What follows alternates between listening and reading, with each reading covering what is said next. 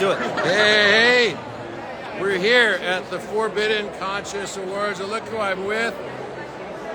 I'm with Matt LaCroix, and also with Emilio Harry Connick Jr. Hello. I don't even know who that is yet. But. You don't even know who Harry Connick Jr. is. He doesn't even know who he is. That's pretty depressing, actually. But we're having a great time here.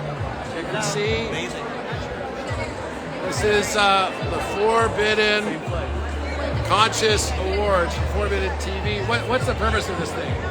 The purpose of this is to give people that really deserve awards that are part of the community that doesn't normally get recognized by the larger world. People that are writing books about higher consciousness and understanding the physics of, the metaphysical reality versus physical reality, things that are like lost civilizations, ancient stuff that's beyond the narrative. They're all being recognized here, finally. This is the second year. Yeah, totally, second year. So tell my community, I guess, what you do exactly, Matt. So I am a lost civilizations expert, I guess ancient tablet expert. I study a lot of ancient Mesopotamian tablets, a lot of ancient texts like Hermetic texts and others, and I like to combine with an understanding of lost civilization, stone masonry, and megalithic work with ancient symbols and motifs that are carved into artifacts and a lot of the stones, like I'm working with in eastern Turkey around Lake Van, to try to find the origin point of these lost civilizations and where the divine knowledge came from. Totally. Well, what are you finding so far? We're finding a direct connection to even things like Da Vinci's Last Supper and this concept of three doorways, making up the larger concept of what is our reality, what is it composed of, what is our microcosm within the macrocosm of everything. Are we part of the trinity of all of existence and reality? The whole concept of the mind, the body, and the spirit, how does that relate to the entire cosmos itself? Because we're part of the entire Absolutely. cosmos. Absolutely. There's no question about that. It's kind of like a matrix. Right, exactly. And we're unlocking that right now. And those mysteries that are coming during this new entering in this age of Aquarius, they're being unveiled right now as we speak. Oh, absolutely. Absolutely. Well, what are you excited for most tonight? I'm excited to see if you win tonight, Robert. That's what I'm excited for. Well, yeah, I won last year. So did I. We'll see what happens. Are you up for this year again? I am. I'm on Best Author this year. Best Author. Wow. I won last year, actually. So for your second book? Well, actually, this is for the new one with the Epic of Humanity with Billy Carson. Ah, okay, cool. Very good. So we'll see what happens. Join in live. You can go on Forbidden Knowledge TV and watch this entire event, so make sure you check it out. Awesome. Well, let's say hello to some other people. Absolutely. Okay. All right, my man. Okay. Emilio. How's it going? This is the hot, young podcaster stud. What did you compare me to? Harry Connick Jr. Harry what? Harry Connick Jr. Harry what? Listen to this. I'm gonna look him up. Yeah, he's pretty well known, dude. It's just wrong generation. So, anyway, what are you excited for tonight? I'm excited to. That's so interesting. That's the question I opened up with. You want anything? You want a drink? I'm really excited to see everyone really get recognized for their work because it's a space that I think it's carrying a lot of light with it behind the scenes in a way. There's a lot of people that are working with light and bringing consciousness to the world are sort of doing it in their own way and not so mainstream as the normal people in the Oscars. Here we're doing it a little bit differently, and I'm excited to see this new transition, this new shift. Totally. Sorry. So, that's great. Tell us about your podcast also. We did a podcast together. We did a 3-hour podcast with this man right here, which I opened up with one question, and I said, what's the latest synchronicity you've had? And he went on for 3 hours, and the rest is history. Well, and then we just kept having synchronicities the whole time.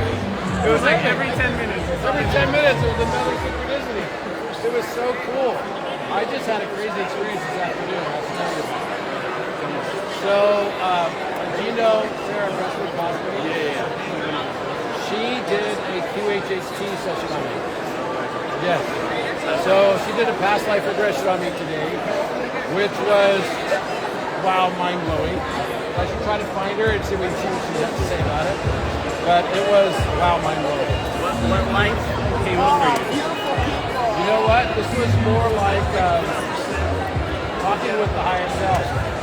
That day. And it was, it was really powerful. A lot of mysteries came out of that. Answers also, personal questions I had about Egypt, about this whole world, and what's happening right now, and what's going to happen in the future. Did you guys record that? It was all recorded. It was all recorded. Are you going to pop it on the podcast? You know, I don't know. We'll see. I mean, I think it's going to be something that's going to get shared with everybody. I think she feels it needs to. We're going to find her and see what she has to say there. But it was really an interesting conversation, I have to say. Really interesting. I can't wait to hear. What's your next podcast coming up? So I was in LA last month. I'm only going to say this one here and nowhere else. Next week we're releasing an episode that I did in person in LA with Dr. Joe Dispenza. Nice. I've been very quiet about it. I've been trying to find what's the best way to like release it to the world, and I think it's just going to be like a drop and some content. That's exciting. Anything new come out? The aim of the show was to really reach the younger generations. So I feel like Joe really opened up about his 20s and 30s when he was growing up, how he started his journey. You know, Dr. Joe was in his 60s. So it was powerful to see him open up about his personal experiences. Maybe some new information for people. Yeah, that's awesome. That is awesome. Yeah, I talked to his manager. I should get in my mind as well. It's a matter of time. Do it in person. Yeah. No, that'd be good. Well, good to see you, Emilio. Keep going what you're doing and crush it. I'm excited. You know, it's great to have your Egypt in December. Anything you want to say about that? That's it? You're going back, I saw. I'm going back end of this month for 20 days. We're going to go from Aswan up until the Giza pyramids. Yep. But our trip was, I feel like we were all activating each other with codes because you brought in a specific algorithm of people that awakened me personally, and I know, and I talked to a few people from that trip that said that it was a before and after trip. So it was more about activation on a soul level, and we made some pretty cool discoveries as well. The dragon on the wall and the serapeum. Yep. It was cool. Yeah, and you know who that was? Yeah. Say shot. Say shot. That's right. Which I didn't say who it was on the podcast that we did, but it'll remain a mystery. Yeah. Good. People thought it was Taylor Swift. It wasn't Taylor Swift. Well, she's sometimes compared to Taylor Swift. Okay. That's a good hint. That's pretty funny. That's a good hint. Yes, but she has different preferences than Taylor. Anyway, well, I'm going to see if I can find Sarah Breskmancosme. Let's go see if we can find her. Let's go see. Okay. This is quite a thing here. You can see Billy. Okay.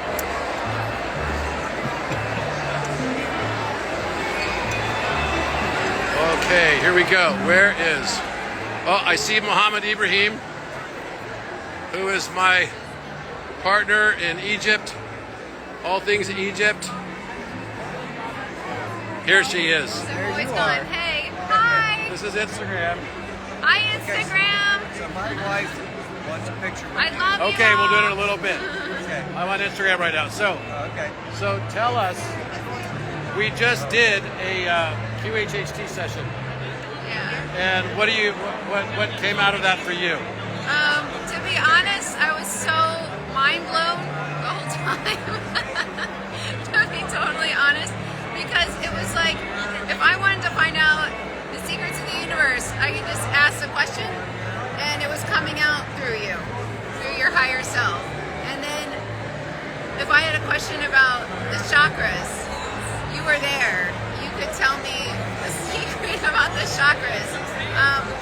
I think one of the most mind-blowing things was what the capstone was. Yeah. Did you tell them? No, I haven't told anyone. Oh, okay. Yeah. So there was never a capstone. It's an energetic it was actually an altar on top of the Great Pyramid. And, you know, you think about it, it's like there was no way they would get down a capstone anyway. It's like literally no way. Yeah. Right. It never existed. The Great Pyramid had casing stones and an altar on top. And it was it's like the unfinished man. Yeah, that's what it is. It's the unfinished man. The unfinished mankind. It was so mind-blowing how important to humanity that pyramid is. It's a mirror of consciousness. Just wild. What was so fascinating about your session? I mean, I don't know how much you told him about it. Nothing yet. Oh, okay. You can go ahead though. Was the description of like coming from the ninth dimension, how you describe that so perfectly, like what we're doing here and how we go through that forgetting, and it's an important way for us to remember again, but to remember in a different way, which is so beautiful. And I mean, God, like everything was so mind-blowing. I'm trying to wrap my head around it all. But I just felt like I understood basically what this whole thing is about, and how it's so predetermined. Like there's no accidents at all. None whatsoever. And it's interesting because you've been doing this. I don't know and how long. The reason Since why I 2009. got connected to you is because you did a session with someone that then ended up showing up on my page because everyone was like, yo, you're like the incarnation of Rod. I was like, what a random thing to say. What does that even mean? After about 6 times someone saying that to me, I was like, what are you talking about? You're like, oh, you haven't listened to the QHHT session on YouTube. I'm like, no. And so then that showed up as one of the things that you basically came out of the QHHT session, which was with someone else. It was like, what? So then I thought I should reach out to you. It was incredible because he could remember designing the pyramid. Like he was there and could remember that. It's a trip. It's a bizarre trip, that's for sure. This world is not what we think it is. It is. It's truly a matrix of our own mind and our own creation. That was another fascinating thing. that nothing is real. Nothing is real. It's all mind. We're all mind. Just experiencing that. Did you tell them? Are you going to share it with them? Yeah. Well, I said we'd think about it, but yeah, probably very likely. Or clips that you think people would want. Yeah. Totally right. Totally right. Awesome. It's good to see you. Good to see you too. We'll say hello to some of the other folks here. There's Sid Goldberg, who is the producer of Codex with me. He's talking right now. Say hello to Instagram. My Instagram. Hello, I hope you all voted for me. Let the results show. So Sid was the producer for Codex, and we had a great time for season 1. Amazing. And I'm looking forward to launching season 2 probably within the next few weeks, I would say. Incredible, yeah. And the genius of Robert Grant cannot be compared to anyone other than maybe Leonardo da Vinci, from what I can tell. But too kind. It's actually an honor and a pleasure to work with you. No, it's my honor and my pleasure, and I was humbled to be able to do that with you. Yeah, and I learned so much, which I love. I love when I can just be there and absorb and learn and expand and benefit. Totally. So thank you. Totally right. And I love I want to compare my cufflinks to you. Yeah, so to your. Look, you've got Knights Templar cufflinks, and I have the Grant Clan cufflinks on right here. There you go. All right. Awesome. Well, let's see. I saw where'd Mohamed go? Oh. Hi, I'm doing a thing right now. So let's see. Oh, here he is. Look at you! You're taking My biggest stress has been everyone wants to take a picture here, and I never have any time to do anything I want to do, which has been kind of a pain. Okay. Mohamed Ibrahim and his wife Noha. Say hello to my Instagram followership. How are you? You are on one of the best pages for Robert Edward now. This is the diamond of the Instagram. Well, it's such a pleasure. We've been partners doing trips to Egypt and everything. since 2017. Yes. And wow, you changed my life, definitely. So I want to thank you, and it's been amazing. And you look amazing. Look at you. Both of you look amazing. I mean, Mohamed looks like half the man that he was. Like literally, how much weight did you lose? Around 30 kilograms. 30 kilograms. Yes. How'd you do it? Less food. Less food. Okay. Wow. It's, you know, it's like when your dog gains so much weight, you can just like cut its food and the dog can't argue back, right? So I think that's what Noha did, right? Yeah, this is better so we can hike together, we can go to deep tunnels, deep tombs. Yeah, Right? I remember you, but you look so much younger too. I remember that you've been heavier before, lost a lot of weight, Exactly. then you gained some back, and then you decided I'm going to lose another 70 pounds. What the heck, man? That's a lot. You know, I remember our last visit to Abu Rawash, Yes. the pyramid. Yes. I felt tired that day. So that was the day when I decided to lose weight. Really? Yes. Yes, I have it on video. It was in the film I showed yesterday. I'm like, wow, that's Mohamed, and more Mohamed than we see today. Wow. Epic. So, what's the latest new stuff in Egypt? They are about to open the Grand Museum.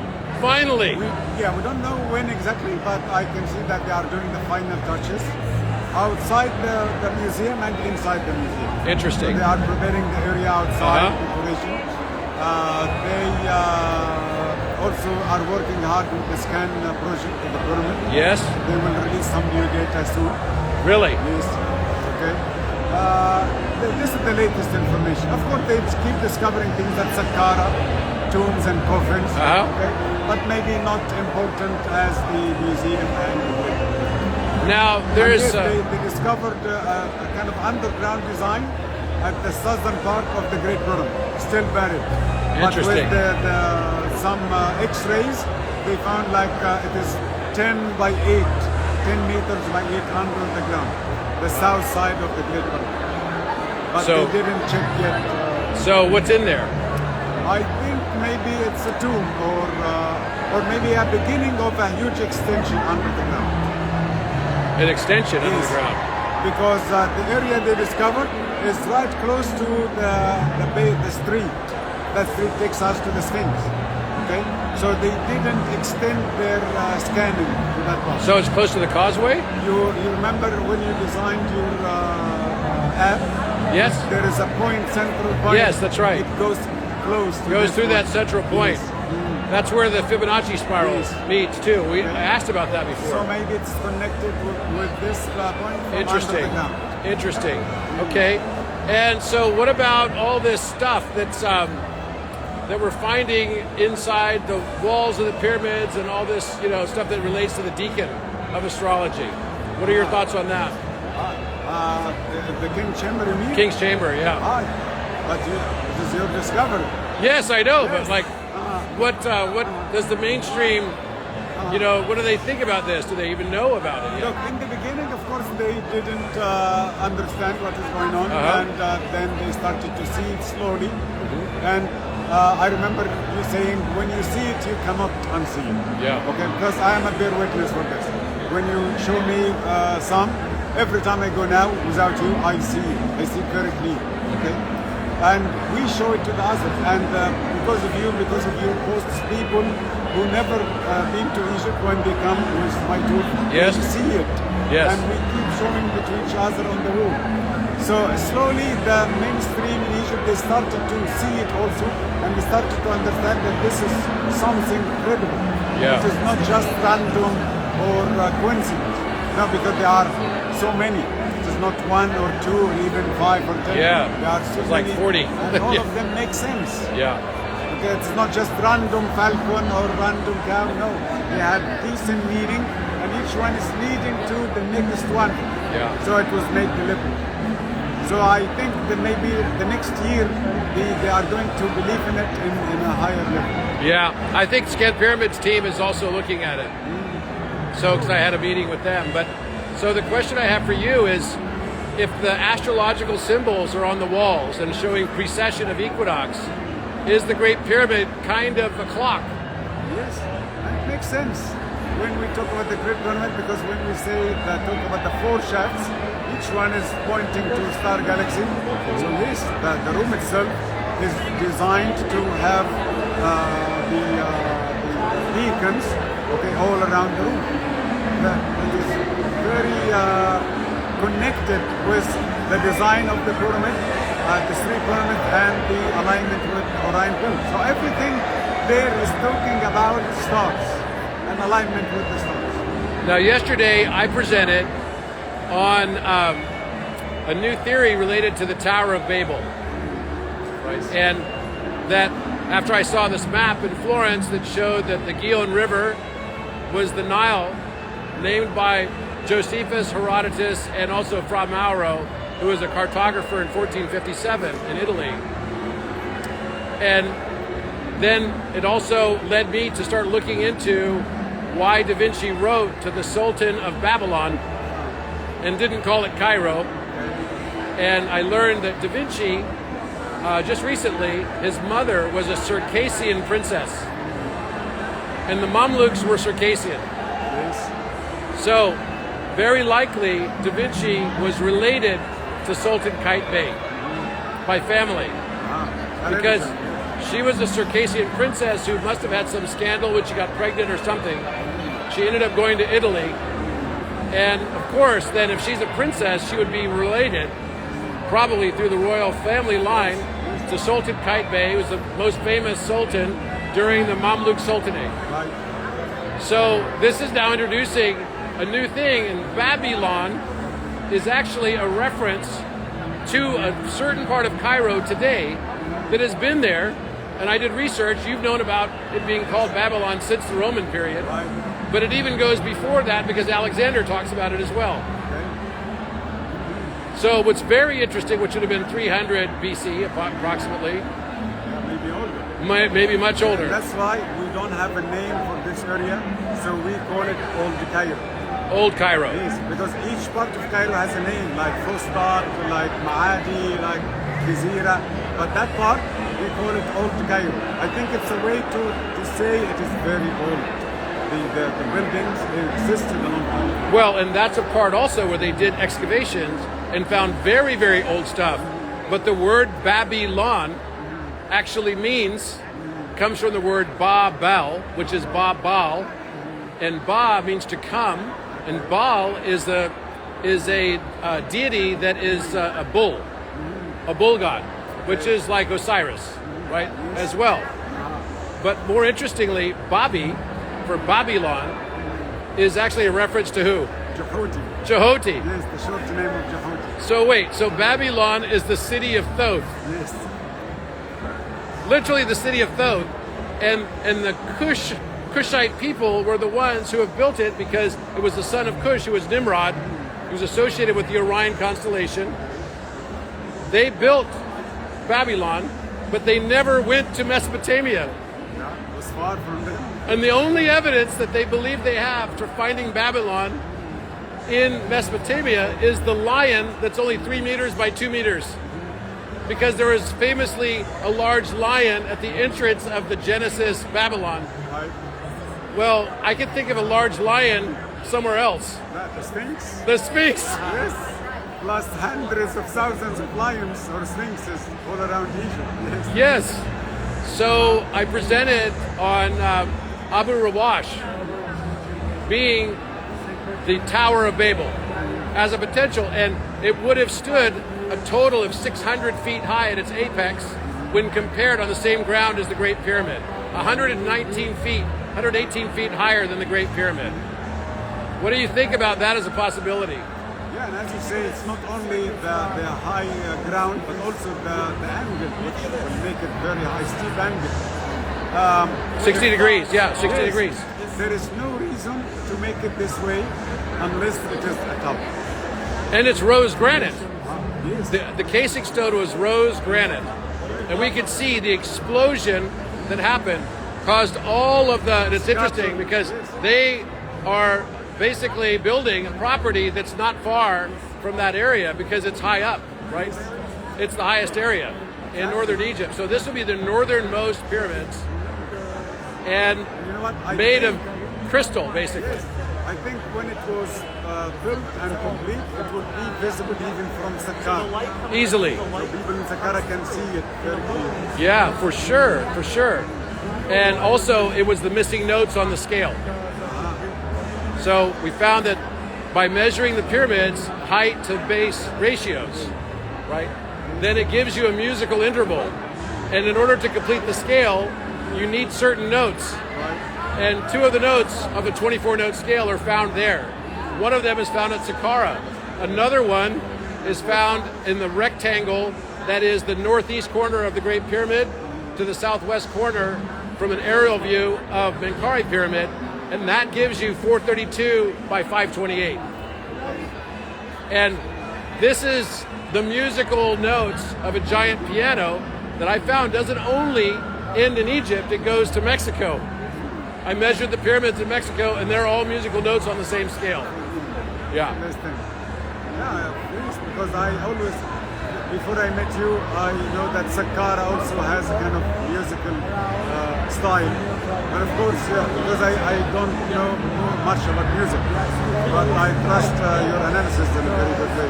Yeah, I mean, I think it's going to be interesting when the mainstream starts to really understand this fully and the mathematics of it, because it's not even something you can argue. It's like very basic. It's clear.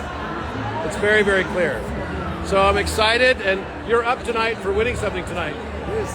Best author. Award. Best author award. Yeah. Your book. Tell us about your book. My book is Egypt Before the Written History. It's a new presentation to the Egyptian history. We take the Egyptian history to deep levels, prehistoric Egypt. And you will read in my book that there was a kind of civilization existed in Egypt at 2,300,000 years. And then so many afterwards.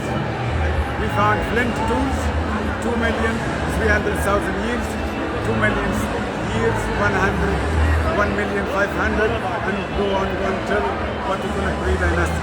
I also talked in this book about ancient technologies and about the date of the Sphinx and the pyramid, and how the ancient Egyptians managed to achieve great products and build great buildings using levitation and using great technology. Nothing like using primitive or any manual technique. So this book will change your ideas about ancient Egypt. That's awesome. Well, thank you very much, my friend. Always good to see you. I think we're going to go in, and I've got to do a bunch more photographs and stuff. But such a pleasure to see you all here, and love to you all. And hope you have a wonderful night. And we're going to go ahead and head in the building now. Thanks very much. Love to you all.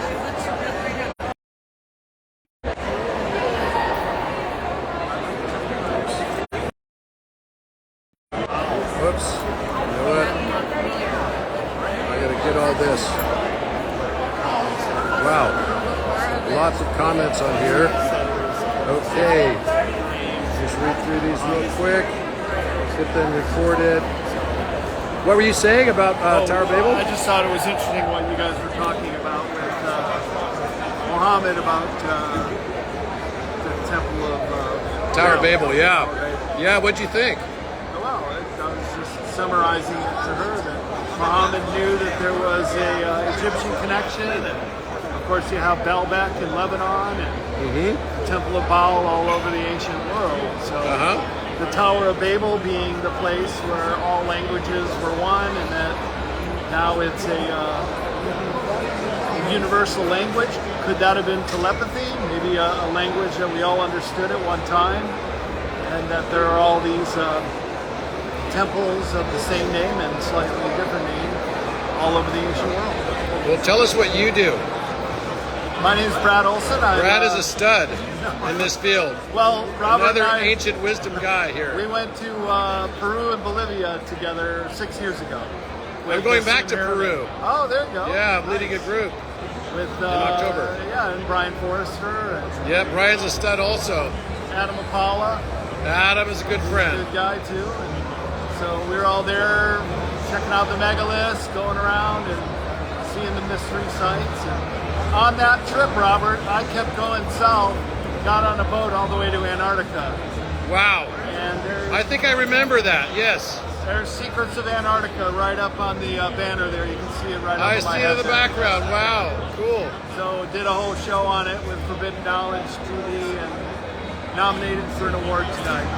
How was it in Antarctica? I've never been. It's intense. We took a sailboat down there, so the Drake Passage is the stormiest seas of the world. We got violently ill with seasickness. Really? Mohamed said he lost about 30 kilos. I lost about 25 pounds on that trip. Wow. From not being able to eat, throwing up for 3 days. That's unbelievable. Yeah, I paid the price. I took the licks so I could write Secrets of Antarctica, but I'm here to tell the story. Wow, that sounds like almost an Ernest Shackleton story. The way it was. Yeah. Great seeing you. You too, Robert. Good luck tonight. Thank you. Good luck. All right, I think I'll go ahead and say goodnight to everyone now. Have a wonderful evening. See you guys later. Goodbye. Say goodbye. Talk to you soon. Bye.